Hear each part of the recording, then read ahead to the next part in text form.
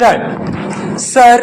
as is well known, in 1982, when we passed the Delimitation Commission Act, the constituencies were formed on the basis of the census figures arrived at the last census in 1981. The census authorities at this time worked in a manner which was slightly different from the way in which the work was carried out in 1971. At the time of the census of 1971, as we are aware, all castes and subcastes were mentioned in the census figures, but at the time of the census of 1981, naturally, in view of the change in our policy, what they did was that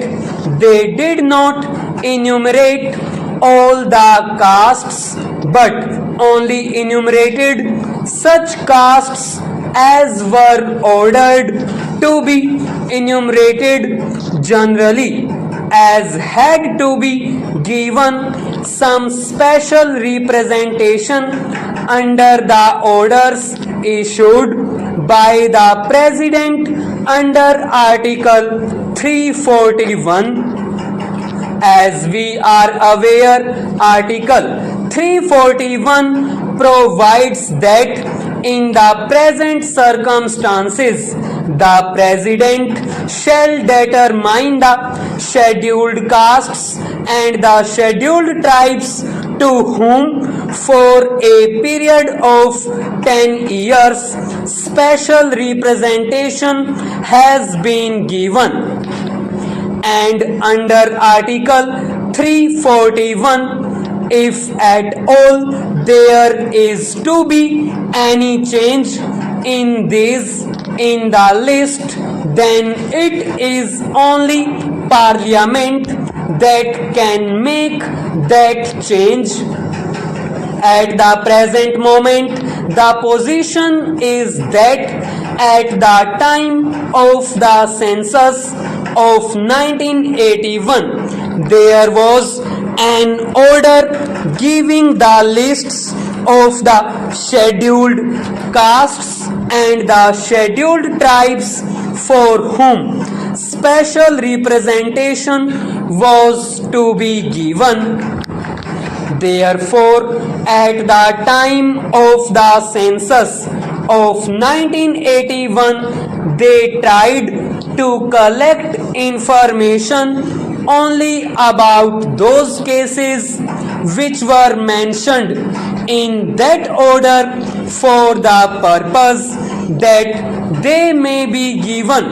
the special representation on that basis. But it appears at the present moment, at the time of the actual taking of the census information, certain people mentioned their castes a little incorrectly. For instance, if a person belonged to some subcaste, at the time of mentioning it to the enumerator, he gave it as Harijan. Now Harijan is neither a caste nor is it recognized. So probably at the time of the census of 1981, such people were omitted, though they really belonged to the castes enumerated in the order. Similarly, there were certain synonyms of castes, and in that case also people of the same caste for whom the protection was intended on account of their giving the wrong description to the enumerator in respect of the name to which they did not exactly belong, they were also excluded. Therefore, in the 1951 census register, which was presented on the basis of the information thus supplied, certain castes were omitted. After the passing of the bill, as we are aware, under Article 81 of the Constitution, the membership has to bear a certain proportion to the figures of population of the last census. It was, however, found, as for instance, in the case of Andhra Pradesh, though there is a general increase in the population as a whole, there was a decrease in the population of a scheduled castes and the scheduled tribes. This was so glaring that it was brought to the notice of the authorities concerned and the census authorities there, from whatever information they had corrected these figures, because in respect of these they had certain slips or certain other papers giving the information from which they could get the correct figures that could be corrected, because the final delimitation orders were not passed at that time. So, in respect of Andhra Pradesh and Gujarat, where the final order was not passed, the census authorities corrected these figures and the delimitation commission took that into account and they did not their work. But it was found in respect of certain other states also that such corrections were made, but the delimitation orders were not passed. Therefore, we first intended to bring forward or introduce a bill in the Lok Sabha only in respect of those states where the delimitation commission had not passed its final orders, with the provision that if the census authorities were to make a change in respect of the figures of population of the scheduled castes and scheduled tribes, then they could in their final orders take these figures into consideration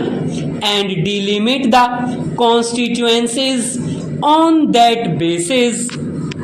However, when the bill was introduced, it was brought to the notice of the government that in many of the states final orders had been actually passed by the delimitation authorities, and it was therefore necessary, in order that there should be uniformity in the principles followed in respect of this matter, that there should be some provision brought in spite of the fact that final orders are passed by the Delimitation Commission that could be reopened, but only for this limited purpose. Wherever the census authorities had to correct these figures and place it on a proper basis, the Delimitation Authority should in that case reopen that matter and determine the matter on the basis provided by the census authorities. Therefore, the scope of the bill to that extent was widened. The bill which is now before the House is in this form. So far as the delimitation of constituencies is concerned, whether it is Andhra Pradesh or Gujarat or whether in respect of other states, the Delimitation Commission will be authorized to reopen these matters if the census authorities had to change the figures of population. Therefore, the bill before the House is a very simple one to that extent. It only enables the Delimitation Commission to take into account the corrections which may be made by the census authorities.